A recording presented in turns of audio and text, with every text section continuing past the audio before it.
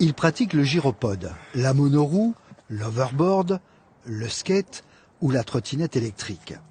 Ces adeptes du déplacement différent craignent l'arrivée du nouveau décret qui va limiter leur liberté tout en prenant des mesures pour leur propre sécurité. Dans ce décret, on va rencontrer deux problématiques essentielles qui vont être la limitation de vitesse à 20 km/h, qui serait quand même plus adaptée sur les environs du 30 km/h. Et la deuxième problématique, ça va être la non-possibilité d'utilisation des routes nationales et départementales.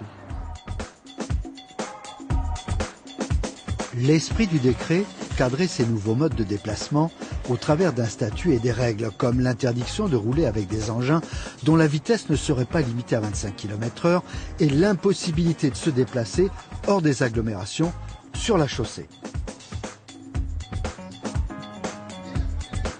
Quant au parcours en milieu urbain, fini les trottoirs, obligation d'emprunter les pistes cyclables. Pour les enfants, 8 ans minimum requis. Pour les grands, pas de passagers, pas d'écouteurs.